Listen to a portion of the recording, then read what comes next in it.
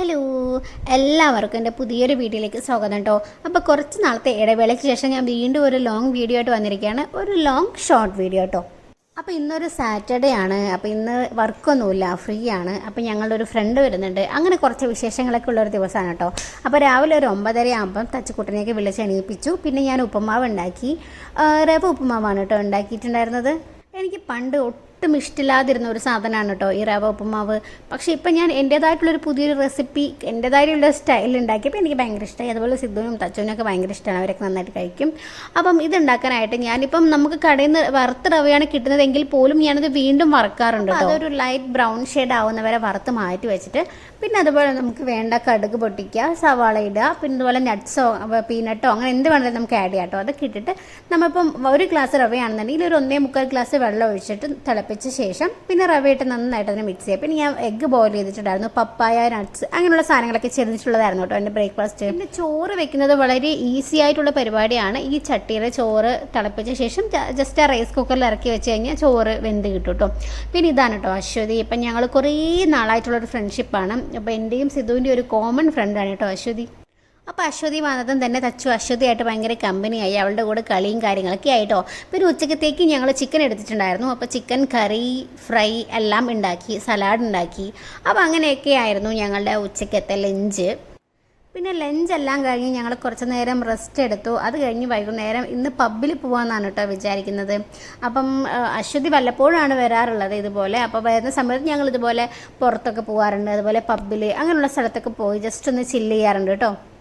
അപ്പം നമ്മൾ വൈകുന്നേരം പബ്ബിലോട്ട് ഇറങ്ങാറാകുമ്പോഴേക്കും തന്നെ ഒരു 6:30-7 മണി ആയിട്ടുണ്ടായിരുന്നു ടൈം. പിന്നെ ഞങ്ങൾ ഊബറിന് പോകാമെന്നാട്ടോ വിചാരിച്ചത്. പിന്നെ ഡ്രൈവ് ചെയ്യണ്ടല്ലോ, ഇവിടെ ആണെങ്കിൽ ബാംഗ്ലൂർ ആയതുകൊണ്ട് ചെക്കിംഗ് ഒക്കെ ഉണ്ടാവും വരുന്ന സമയത്ത്. അതുകൊണ്ട് ഞങ്ങൾ വിചാരിച്ചു ഊബറിൽ പോകാമെന്ന്. ഞങ്ങൾ ബാംഗ്ലൂർ സർജാപൂരാണ് കേട്ടോ സ്റ്റേ ചെയ്യുന്നത്. അപ്പം നമ്മൾ ബുക്ക് ചെയ്തിട്ടുള്ള പബ്ബ് ഇവിടെ നിന്ന് ഒരു 20 മിനിറ്റ്സ് ട്രാവലിംഗ് ഉണ്ട് ഊബറിൽ. അപ്പം ഞങ്ങൾ ഊബറൊക്കെ വന്ന് ഊബറിലൊക്കെ കയറി നേരെ അങ്ങോട്ട് വിട്ടു കേട്ടോ. അപ്പോൾ ഒരു 8 മണിയൊക്കെ ആയിട്ട് പബ്ബിൽ കയറാമെന്നാണ് വിചാരിച്ചിട്ടുണ്ടായിരുന്നത്. അപ്പോൾ അതുവരെ നമുക്ക് കുറച്ച് നേരം ടൈമുണ്ട്. അപ്പോൾ ഞങ്ങൾ ചുമ്മാ അവിടേക്ക് ഇങ്ങനെ കറങ്ങി നടന്നു. അപ്പോൾ അതേ തച്ചക്കുട്ടൻ അശ്വതിയുടെ കൈപിടിച്ച് നടക്കുന്നുണ്ട്. അവിടെ ഇങ്ങനെ നോക്കിയപ്പോൾ ഇങ്ങനെ കുറേ ലൈവ് ഫ്ലവേഴ്സും കാര്യങ്ങളൊക്കെ വെച്ചിട്ടുണ്ടായിരുന്നു. അപ്പോൾ ഇവർ രണ്ടുപേരും ഫോട്ടോ എടുക്കാനായിട്ട് പോസ് ചെയ്യാൻ കേട്ടോ. അപ്പോൾ തച്ചുവിൻ്റെ അശ്വതിയുടെയൊക്കെ കുറച്ച് ഫോട്ടോസും കാര്യങ്ങളൊക്കെ എടുത്തിട്ടുണ്ടായിരുന്നു. പിന്നെ അത് കഴിഞ്ഞ് ഞങ്ങൾ സ്റ്റുഡിയോ കണ്ടപ്പം സ്റ്റുഡിയോയിലൊന്ന് കറങ്ങിയിട്ടോ. അപ്പം ഈ ഒരു സ്റ്റുഡിയോ വലിയൊരു സ്റ്റുഡിയോ ആയിരുന്നു. അതായത് മെൻസിന് വേറെ ഒരു ഷോറും ലേഡീസിന് വേറൊരു ഷോറും അങ്ങനെ. അപ്പോൾ രണ്ടും കൂടി ഇങ്ങനെ കണക്റ്റഡ് ആണ്. അപ്പോൾ വലിയൊരു സ്റ്റുഡിയോ ആയിരുന്നു, നല്ല വലിയൊരു സ്റ്റുഡിയോ ആയിരുന്നു. അപ്പോൾ ഞാൻ അകത്ത് കയറി നോക്കിയപ്പോഴത്തേക്കും നല്ല അടിപൊളി കളക്ഷൻസ് കേട്ടോ. നമ്മുടെ നാട്ടിലേക്കുള്ള സ്റ്റുഡിയോനെക്കാളും ഒക്കെ എനിക്ക് ഇതുവരെ ഞാൻ കണ്ടിട്ടുള്ളതിൽ ഏറ്റവും നല്ല കിടിലൻ കളക്ഷൻസ് ഉള്ള ഒരു സ്റ്റുഡിയോ ആയിട്ട് എനിക്കിത് തോന്നി. അപ്പോൾ സിദ്ധുവിനും കുറേ ഷർട്ട്സും ഒക്കെ നോക്കിയിട്ടുണ്ടായിരുന്നു, കുറേ പ്രിൻ്റഡ് ടൈപ്പ് ഷർട്ട്സും ഒക്കെ ഉണ്ടായിരുന്നു കേട്ടോ. എന്നിട്ട് സിദ്ധു ഒരു ടീഷർട്ട് വാങ്ങിച്ചിട്ടുണ്ടായിരുന്നു അവിടെ നിന്ന്. പിന്നെ ഞാൻ അതുപോലെ കുറേ ചപ്പൽസും ഷൂസും ഒക്കെ നോക്കി. അപ്പോൾ നല്ല വെറൈറ്റി ആയിട്ടുള്ള ചപ്പൽസും ഷൂസും കാര്യങ്ങളൊക്കെ അവിടെ ഉണ്ടായിരുന്നു. നല്ല കളർഫുൾ ആയിട്ടുള്ള ലേഡീസിൻ്റെ ഷൂസും ഒക്കെ ഉണ്ടായിരുന്നു കേട്ടോ.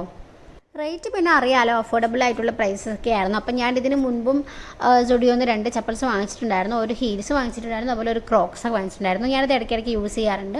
പിന്നെ അതുപോലെ ലേഡീസിൻ്റെ കളക്ഷൻസ് കാണാൻ പോയി. അപ്പം കുറേ നല്ല കളക്ഷൻസ് ഉണ്ടായിരുന്നു. അപ്പോൾ വാങ്ങിക്കണം എന്ന് വിചാരിച്ച് പോയതല്ല. പിന്നെ അതുപോലെ സ്റ്റുഡിയോ നമ്മൾ മേടിച്ച് കഴിഞ്ഞാൽ കുറേ കോമൺ ആയിട്ട് ആ ഡ്രസ്സ് എല്ലാവർക്കും കാണും. എനിക്കാണെങ്കിൽ എൻ്റെ പോലത്തെ ഡ്രസ്സ് വേറെ ആരും ഇടുന്നത് എനിക്ക് അങ്ങോട്ട് അത്രയ്ക്ക് ഇഷ്ടമല്ല. അപ്പോൾ ഞാൻ 1-2 ഡ്രസ്സ് എടുത്ത് ട്രയൽ റൂമിൽ കയറിയിട്ടു. അപ്പം ഞാൻ ഡ്രസ്സൊക്കെ പെറുക്കുന്നത് കണ്ട് തച്ചുക്കുട്ടൻ പറഞ്ഞു അവനും ഈ ഡ്രസ്സ് വേണമെന്ന് പറഞ്ഞു കേട്ടോ. അപ്പോൾ അവനും എടുക്കാനായിട്ട് ദേ ഒരു ഡ്രസ്സ് വാങ്ങിക്കാമെന്ന് വിചാരിച്ചു, ട്രയൽ ചെയ്തു. അപ്പം ട്രൗസർ ഇടാൻ പറ്റില്ല, അവിടെ ക്ലിപ്പ് ചെയ്ത് വെച്ചിട്ടുണ്ടായിരുന്നു. അപ്പം ഞാൻ ഈ ഒരു വൈറ്റ് ഡ്രസ്സ് ട്രയൽ ചെയ്ത് നോക്കിയപ്പോൾ എനിക്ക് ഇഷ്ടപ്പെട്ടിട്ടുണ്ടായിരുന്നു കേട്ടോ, നല്ല രസമുണ്ടായിരുന്നു കാണാനായിട്ട്, നേരിട്ട് കാണാൻ. അപ്പോൾ പക്ഷേ എനിക്ക് ഇതേ ഒരു സെയിം പാറ്റേൺ ഒരു ബ്ലൂ കളർ ഡ്രസ്സ് ഞാൻ സ്റ്റുഡിയോന്ന് മേടിച്ചത് എൻ്റെ കയ്യിലുണ്ട് കേട്ടോ. പിന്നെ ഞാനൊരു ഷോർട്ട് ഡ്രസ്സും കൂടെ ട്രൈ ചെയ്ത് നോക്കിയിട്ടുണ്ടായിരുന്നു. അപ്പോൾ അതും എടുക്കുമ്പോൾ കാണാൻ നല്ല രസമുണ്ടായിരുന്നു. പക്ഷേ ഞാൻ ഇട്ട് നോക്കിയപ്പോഴത്തേക്കും എനിക്ക് അതിൻ്റെ സ്റ്റിച്ചിങ് അത്രയ്ക്ക് അങ്ങോട്ട് പെർഫെക്റ്റ് ആയിട്ട് തോന്നിയില്ല. പക്ഷേ കാണാൻ നല്ല രസമുണ്ടായിരുന്നു. ഷോർട്ട് ഡ്രസ്സാണ്, പക്ഷേ എന്തോ ഒരു അപ്പർ പാർട്ട് ഒരു സ്റ്റിച്ചിങ് എനിക്ക് അത്രയ്ക്ക് അങ്ങോട്ട് സെറ്റ് ആയില്ല. അപ്പോൾ ഞാനത് എടുത്തില്ല കേട്ടോ. പിന്നെ തച്ചുക്കുട്ടിനെ എങ്ങനെയൊക്കെയോ കഷ്ടപ്പെട്ട് ആ ഡ്രസ്സ് അവിടെ തിരിച്ചു വെച്ചിട്ടു. ഞാനത് വാങ്ങിച്ചിട്ടുണ്ടായിരുന്നില്ല അവന്. പിന്നെ സ്റ്റുഡിയോയിലൊക്കെ ഇറക്കവും കാര്യങ്ങളും എല്ലാം കഴിയുമ്പോഴത്തേക്കും സമയം ഒരു 8-8 ആവാറായി. പിന്നെ ഞങ്ങൾ നേരെ പബ്ബിലേക്ക് വിട്ടിട്ടു. അപ്പോൾ ബിഗ് പിക്ചർ എന്ന് പറഞ്ഞാൽ സർജാപൂരുള്ള ഒരു പബ്ബിലാട്ടോ ഞങ്ങൾ പോയത്. അപ്പോൾ നല്ല വലിയൊരു പബ്ബായിരുന്നു കേട്ടോ ഇത്.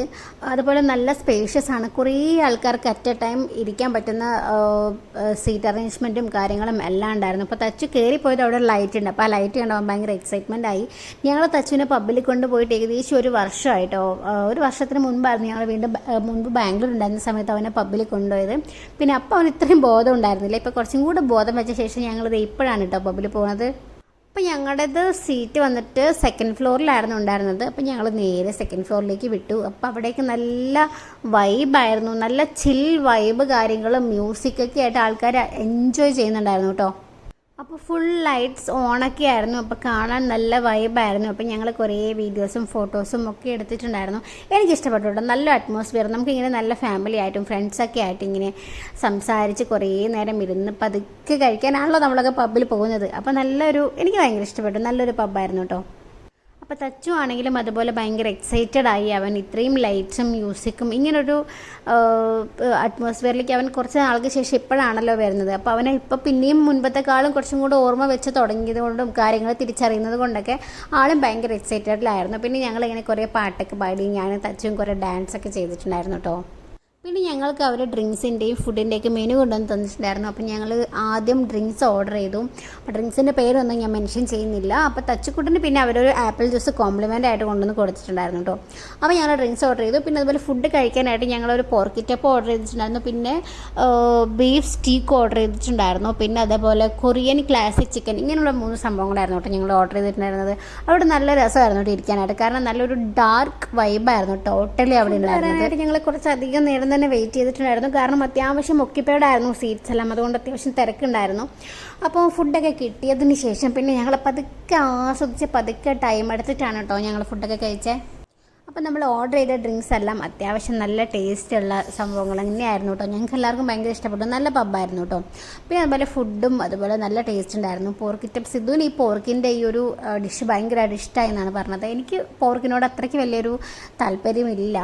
പിന്നെ ഞാൻ ബീഫ് സ്റ്റീക്കാണ് കൂടുതലായിട്ട് കഴിച്ചത്. പിന്നെ കൊറിയൻ ക്ലാസിക് ചിക്കൻ കുറച്ച് സ്പൈസി ആയിരുന്നു കേട്ടോ. എനിക്ക് വലിയ സ്പൈസി താല്പര്യമില്ലാത്തത് കൊണ്ട് എനിക്കത് അത്രയ്ക്കും കൂടെ ഓക്കെ ആയിരുന്നില്ല. പക്ഷേ അശ്വതിയും സിദ്ധുവൊക്കെ പറഞ്ഞത് അത് അവർക്ക് ഇഷ്ടമായി എന്നാണ് കേട്ടോ. അപ്പോൾ ഇതൊക്കെയാണ് ഞങ്ങളുടെ ഫുഡ് ഞങ്ങൾ ഓർഡർ ചെയ്തിട്ടുണ്ടായിരുന്ന സംഭവങ്ങൾ. പിന്നെ നമ്മുടെ പബ്ബിലെ കലാപരിപാടികളും കാര്യങ്ങളെല്ലാം കഴിഞ്ഞ് പിന്നെ നമ്മൾ അവിടെ നിന്ന് ഇറങ്ങുമ്പോഴത്തേക്കും സമയം ഏകദേശം ഒരു 11:30 ആയിട്ടുണ്ടായിരുന്നു കേട്ടോ. അപ്പോൾ തിരിച്ച് നമ്മൾ പോകുന്നതും ഊബറിൽ തന്നെയാണ്. അപ്പോൾ തിരിച്ച് പോകാനും നമുക്ക് ഊബർ ബുക്ക് ചെയ്യണം. അപ്പോൾ ഞങ്ങൾ ഫുഡ് അടിയും കാര്യങ്ങളെല്ലാം കഴിഞ്ഞ് പിന്നെ ഞങ്ങൾ അവിടെ നിന്ന് ഇറങ്ങി കേട്ടോ. അപ്പോൾ അവിടെ നിന്ന് ഇറങ്ങിക്കഴിഞ്ഞ് നടന്ന് പോകുമ്പോഴാണ് അശ്വതി പറഞ്ഞത് അവൾക്ക് ഡെസേർട്ട്സ് കഴിക്കാൻ തോന്നുന്നു എന്ന്. പിന്നെ നമ്മൾ നോക്കിയപ്പോഴത്തേക്കും അവിടെ കടകളൊന്നും ഓപ്പൺ ആയിരുന്നില്ല. പിന്നെ നമ്മൾ നേരെ നോക്കിയപ്പോൾ കണ്ടത് ഒരു ടീ ഷോപ്പാണ് കേട്ടോ. പിന്നെ നമ്മൾ നേരെ ടീ ഷോപ്പിലേക്ക് വിട്ടു. അപ്പോൾ അവിടെ പോയപ്പോൾ നല്ല തിരക്കായിരുന്നു. സൂചി കുത്താൻ സ്ഥലം ഉണ്ടായിരുന്നില്ല. അപ്പോൾ നമ്മൾ നോക്കിയപ്പോൾ ഡിസേർട്ട്സും കാര്യങ്ങളൊന്നും കാര്യമായിട്ടുണ്ടായിരുന്നില്ല. അപ്പോൾ നമ്മളൊരു ബനാനയുടെ കേക്കും ഒരു ബ്രൗണിയാണ് കേട്ടോ ഓർഡർ ചെയ്തിരുന്നത്. ബ്രൗണി ആണെങ്കിൽ ഭയങ്കര സ്വീറ്റായിരുന്നു.